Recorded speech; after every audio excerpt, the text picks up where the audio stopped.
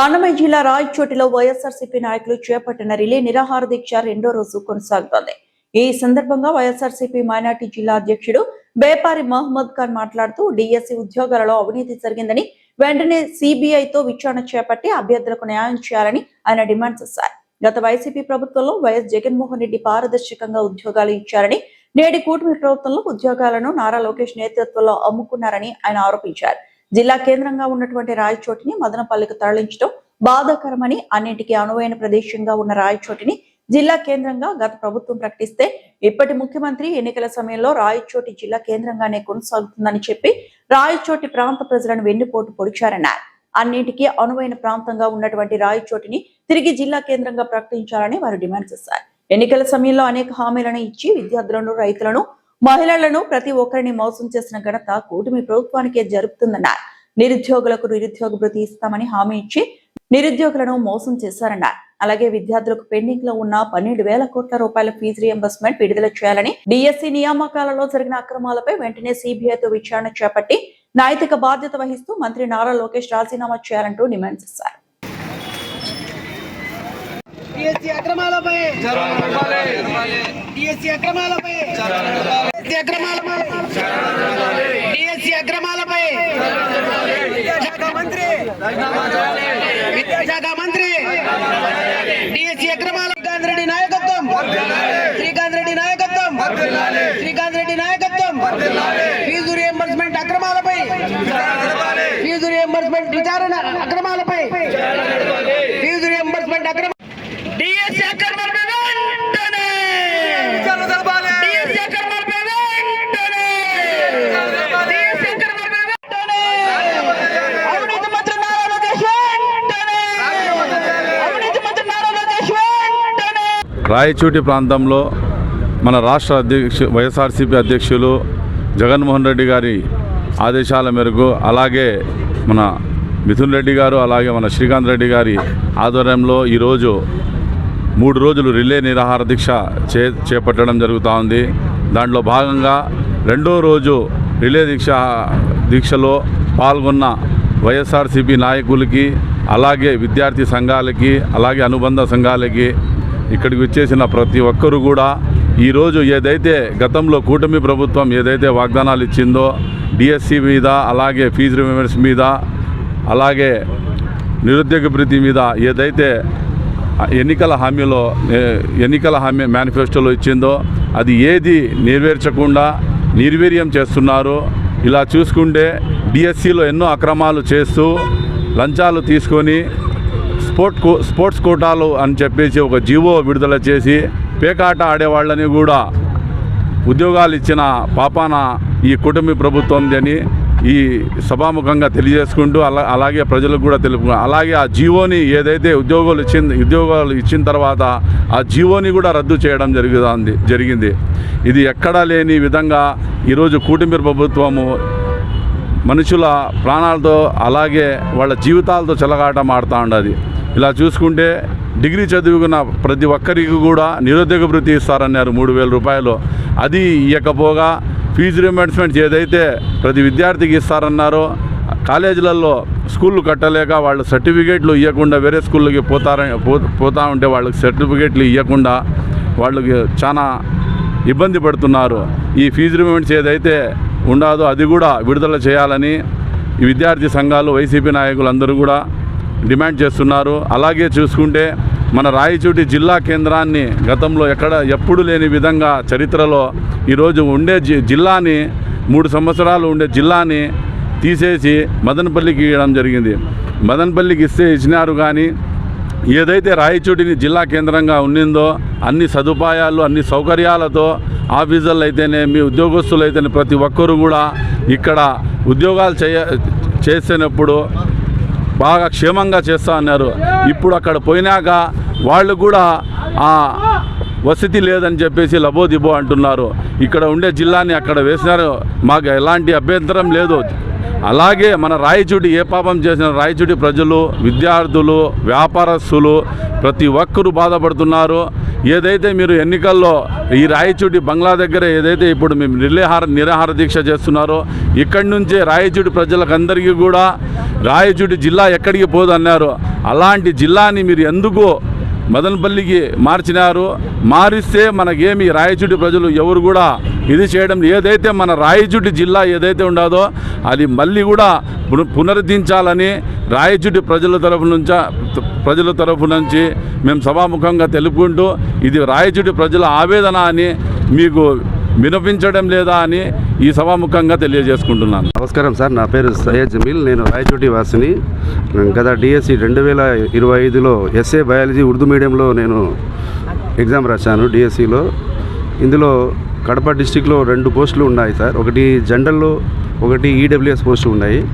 ఈ జనరల్లో ఎవరైనా పోవచ్చు, కానీ ఈడబ్ల్యూఎస్ అనే పోస్ట్కి ఓసీ వాళ్ళు మాత్రమే అర్హులు అవుతారు. ఈ 2025లో తీసుకున్నటువంటి వ్యక్తి పోస్టు అతడు ఓసీ కాదు, బీసీగా గత డిఎస్సిలో 2008, 12, 18 డిఎస్సిలో అతడు షేక్గా ఉండి ఈ డిఎస్సిలో మాత్రమే 2025 డిఎస్సిలో కేవలము ఓసీగా పెట్టుకోవడం వల్ల అతని వల్ల నాకు రావాల్సినటువంటి ఉద్యోగాన్ని నేను కోల్పోవడం జరిగింది. నేను గత 15 సంవత్సరాలుగా చదువుతూ వస్తున్నాను.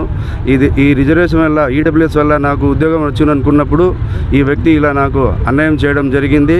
ఇదే విషయాన్ని నేను వెరిఫికేషన్ సమయం నుంచి నేను డిఓ సార్కి, తర్వాత ఎంఆర్ఓ డిఓ సార్కి, తర్వాత కలెక్టర్ సార్కి, తర్వాత నారా లోకేష్ సార్కి, తర్వాత విజయరామరావు సారు, తర్వాత తమ్మీం అన్సారియా మేడం అందరికీ కూడా నేను కలవడం జరిగింది. వ్యక్తిగతంగా ఆఫీసులో పోవడం జరిగింది. దీనికి గురించి ఇంతవరకు అయితే దాని గురించి ఇన్ఫర్మేషన్ అయితే ఇవ్వడం లేదు. ఇంకో విషయం ఏమంటే, కడపలో డిఆర్ఓ రిపోర్టు 1 సంవత్సరం నుంచి ఇంతవరకు రిపోర్టు ఇవ్వడమే లేదు సార్. నేను 1 సంవత్సరం నుంచి అని అడుగుతున్నాను.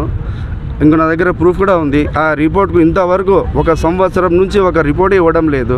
ఆల్రెడీ అందరికీ తెలుసు, తప్పు జరిగింది అని తెలుసు.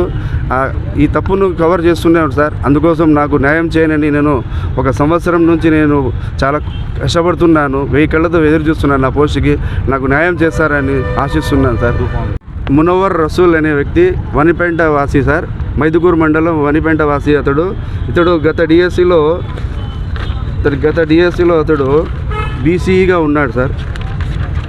2025లో డిఎస్సిలో మాత్రమే అతడు ఇక్కడ 2025లో మాత్రమే ఓసీ పెట్టుకున్నాడు. కానీ ఇదే వ్యక్తి గత డిఎస్సిలో 2008లో ఇదే వ్యక్తి ఇక్కడ షేక్గా ఉన్నాడు. తర్వాత 2012 డిఎస్సిలో కూడా అదే వ్యక్తి షేక్గా ఉన్నాడు. 2018 డిఎస్సిలో కూడా అదే వ్యక్తి షేక్గా ఉన్నాడు. కానీ 2025 డిఎస్సిలో మాత్రమే అతడు ఓసీ అయిపోయాడు. ఎలా అవుతాడు సార్? ఓసీ అలా మారడానికి లేదు సార్. ఇదే విషయాన్ని ఇక్కడ డిఆర్ఓ రిపోర్ట్ చూడండి. ఇతని యొక్క ఈడబ్ల్యూఎస్ సర్టిఫికేటు. ఇక్కడ బీసీ అనే వాళ్ళు స్టేట్ జాబులకి అప్లికేబుల్ కాదు సార్, అది సెంట్రల్ జాబులకి వాళ్ళు అప్లికేబుల్ అవుతారు, ఎలిజిబుల్ అవుతారు. తర్వాత ఈ డిఆర్ఓ రిపోర్ట్ కూడా చూడండి, ఇక్కడ కూడా ఉంది డిఆర్ఓ ఎంక్వైరీ రిపోర్ట్ అని. ఇంకా ఎంక్వైరీ చేస్తూనే ఉన్నాడు సార్. ఈ రిపోర్ట్ ఇవ్వడం లేదు, దీనికి ఆన్సర్ ఇవ్వడం లేదు. ఇక 1 ఇయర్ అవుతాను సార్, దాదాపు 1 ఇయర్ అయింది. ఇప్పటికీ 1 ఇయర్ సార్. మీకు రావాల్సిన జాబ్ అది? అవును సార్. అతడు ఓసీ పెట్టుకోవడం వల్ల నాకు పోయింది సార్ జాబ్. మీ పేరు ఏం పేరు? నా పేరు సయ్యద్ జమీల్ సార్, రాయచోటి సార్. రాయచోటి నియోజకవర్గంలో డిఎస్ఐ అక్రమాలపైన వైఎస్ఆర్సీపీ అధినేత మాజీ ముఖ్యమంత్రి వర్యులు శ్రీ వైఎస్ జగన్మోహన్ రెడ్డి గారి ఆదేశాల మేరకు శ్రీకాంత్ రెడ్డి అన్న గారి నాయకత్వంలో ఈరోజు రిలే నిరాహార దీక్షలు 3 రోజులు కూర్చోవడం జరుగుతూ ఉంది. అదేవిధంగా సోమవారం రోజు భారీ ఎత్తున శాంతియుత నిరసన ర్యాలీ కూడా తెలపడం జరుగుతూ ఉంది.